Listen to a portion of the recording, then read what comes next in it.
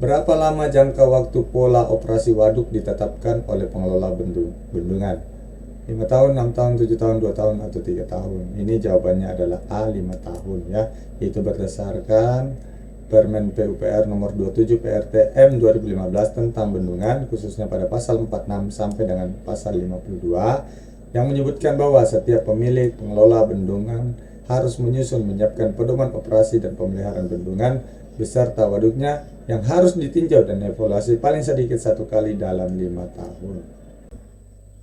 Halo, assalamualaikum warahmatullahi wabarakatuh. Teman-teman, pada pagi hari ini kita akan membahas soal SKB untuk CPNS dan kompetensi teknis untuk P3K dengan formasi sumber daya air untuk PUPR dan juga untuk PU daerah. Kenapa ini bisa digunakan oleh PUPR dan PU daerah? Seringkali banyak yang bertanya, apakah bisa digunakan untuk PU daerah? Saya jawab bisa. Kenapa? Karena ini berdasarkan kisi-kisi Kemenpan RB, tidak ada dipisahkan antara PUPR atau kementerian dengan PU daerah. Nah, di sini di slide kedua teman-teman bisa melihat ini adalah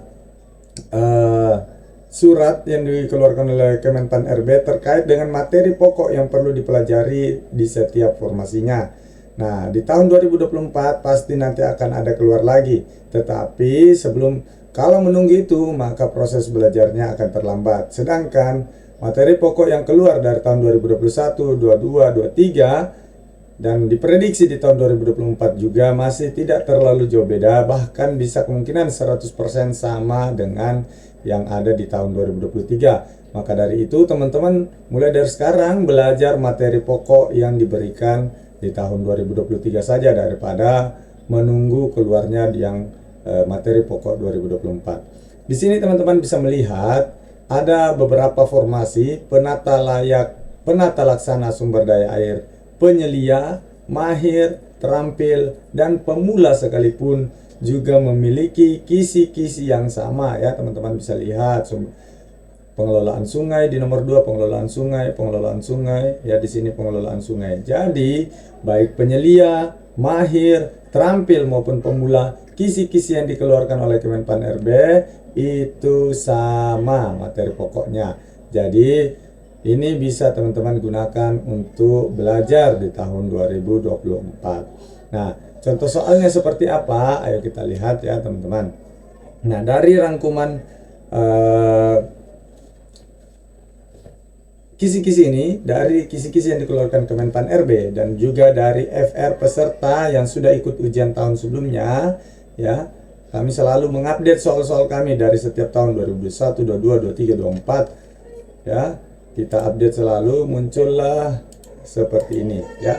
Kami memiliki 10 item yang akan kami bagikan kepada teman-teman, di mana yang pertama itu soal untuk 2024 ada pada modul 1, modul 2. Kami juga membagikan rangkuman materi CPNS P3K pengairan ya. Dulu masih namanya teknik pengairan, tapi sekarang sudah berubah menjadi penata laksana sumber daya air ya. Ini bisa teman-teman miliki. Ayo kita lihat satu persatu ya teman-teman. Nah, di sini kita lihat pada modul yang pertama ya, soal dan pembahasan sumber daya air untuk modul 1. Ini berdasarkan kisi-kisi dan FR dari peserta. Sekali lagi, FR dari peserta itu adalah peserta yang sudah ikut ujian tahun sebelumnya memberikan bocoran kepada kami soal-soal yang keluar, sehingga bisa dijadikan acuan untuk teman-teman belajar di tahun ini.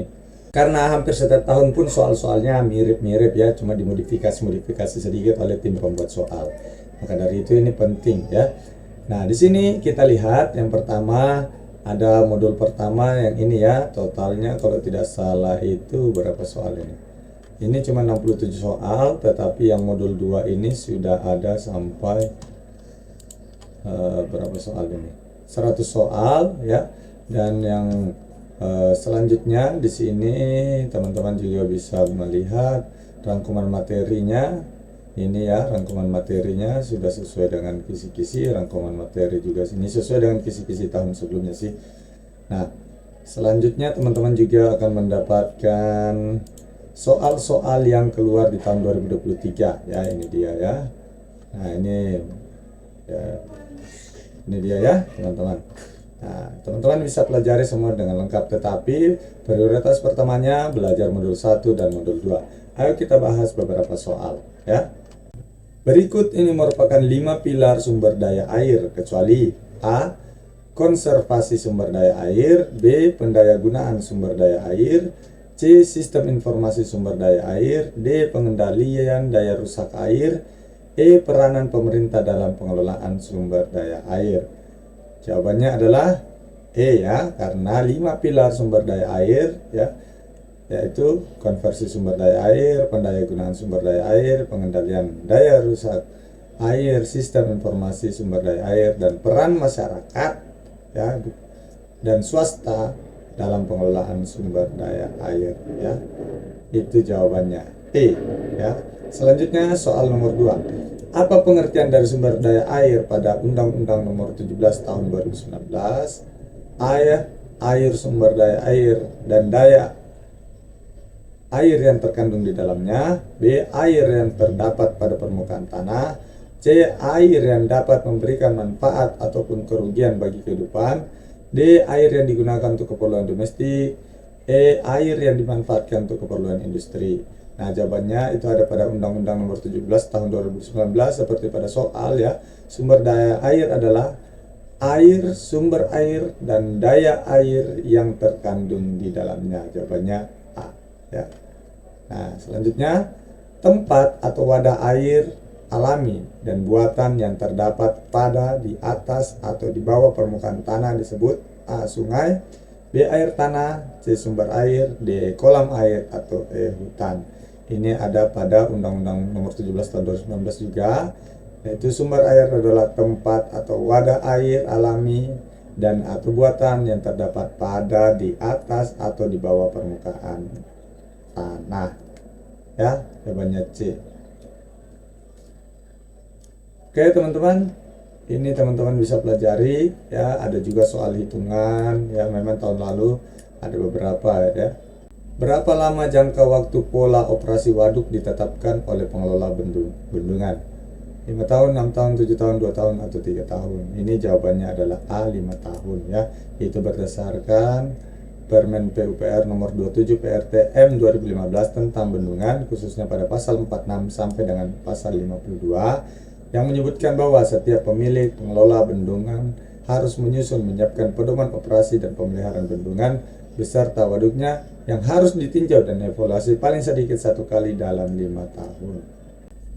Itu dia ya teman-teman. Nah, ini semua teman-teman bisa miliki dengan cara klik link yang ada di bawah. Nanti teman-teman juga akan dapat tryout ya, sesuai yang ada pada ini ya. Dapat tryout kalau teman-teman daftar P3K, tryoutnya dapat gratis, manajerial, sosiokultural, wawancara ya. Kalau teman-teman dapat daftarnya CPNS, maka akan dapat tryout SKD ya, seperti itu. Dan juga dapat tentunya tryout SKB-nya untuk sumber daya air sendiri ya, seperti itu. Nah, caranya gimana? Klik link yang ada di bawah, tulis nama, tulis nomor WA. Setelah itu nanti kami kirimkan modulnya beserta link Telegram untuk saling diskusi, dan kami akan berusaha carikan FR atau soal-soal yang keluar pada ujian di hari H pertama ujian SKB. Ya, bagi kamu yang berminat silakan klik yang ada di bawah ya. Dan untuk kamu mencari modul-modul lain juga bisa klik link yang ada di bawah. Sekian, terima kasih. Assalamualaikum warahmatullahi wabarakatuh.